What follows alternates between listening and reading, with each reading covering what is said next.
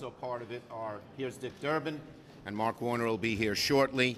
First, I want to thank all of my colleagues for the support they have shown me, the confidence they have shown me, but we're really a team. We have worked together as a team for the last 2 years and will continue to do that. I love every member of my caucus. I truly do. They're all great people, different views, different backgrounds, but everyone works hard to see other people's points of view, and that's why we have been able to come together, because of the unity. The unity in our caucus has been our strength, and it will continue stronger than ever in the 116th Congress. When we stood here 2 years ago, we faced a daunting electoral map, the worst in decades. And we faced difficult questions about how best to serve the people with such an unconventional president in the White House. 2 years later, let's take stock. Thanks to the unity of our caucus, we beat back Republican efforts to repeal health care. 30 million people have health care because of this caucus. And the Republican assault on the health care system continues. They continue to pursue their destructive lawsuit to eliminate protections for pre-existing conditions. Costs are made higher and higher. Coverage gets diminished every day because of Republican sabotage.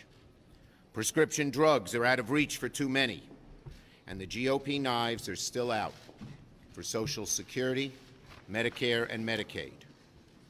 Republicans jammed through a biased tax bill that rewarded the wealthy and the powerful special interests, but we Democrats were unified in opposition. We made it clear day after day after day that the Republicans were the party that stands for the rich and for the wealthy special interests, and we were the party on the side of middle-class Americans and those struggling to get there.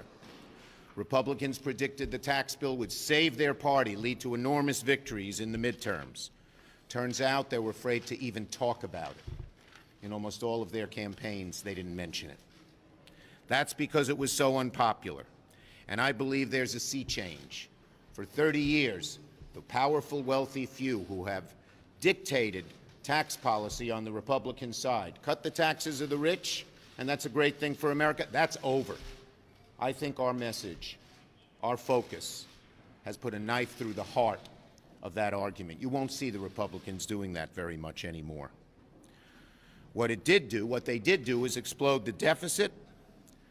As a result, people saw it as selfish, narrowly focused, dangerous, and irresponsible.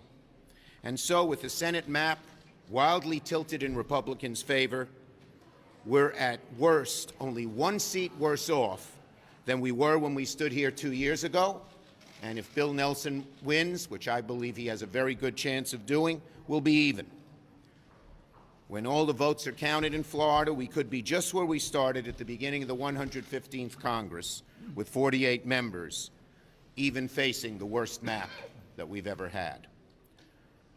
We were defending 10 seats that Donald Trump won, much to the surprise of the prognosticators who thought we'd lose a whole bunch of seats.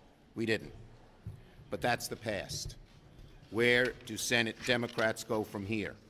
We're going to be relentlessly focused on the issues that matter to the people. First and foremost, lower health care costs, provide better, stronger coverage.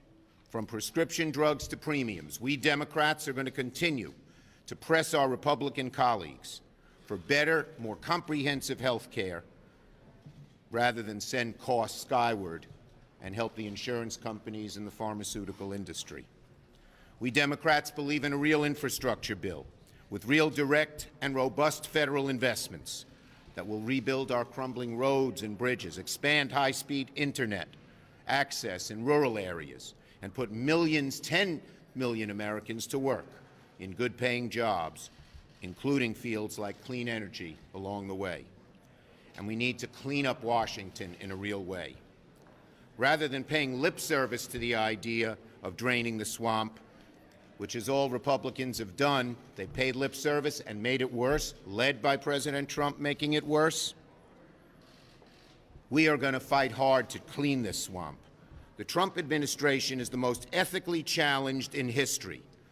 from the President to his cabinet, and congressional Republicans have backed up that swamp all the way. We're going to fight for real reforms to loosen the grip of special interests in Washington and to let everybody vote. Everybody. Not stand in the way of people voting, which is a despicable, despicable thing for people to do. It's against the wellspring of our democracy.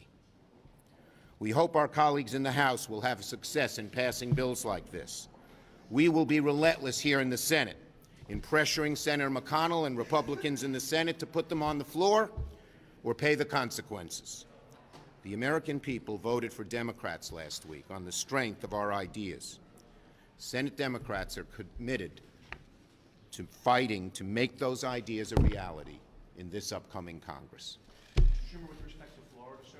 Yes.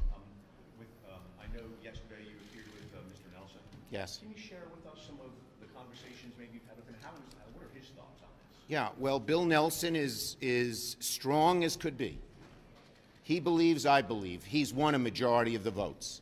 And as long as they're counted, he will continue being senator from Florida. The President Trump and Governor Scott have just lied. They've said there's fraud when their own Republican officials in Florida have said there's no fraud.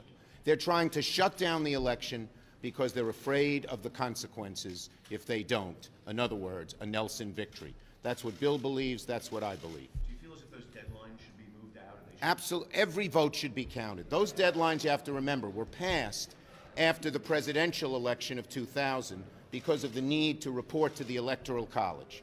We in the Senate don't have an Electoral College, and every vote ought to count. It is unconstitutional to say every vote should count in rural counties because they can count quickly, but every vote shouldn't count in the more urban and populated counties because it takes them longer to count the vote.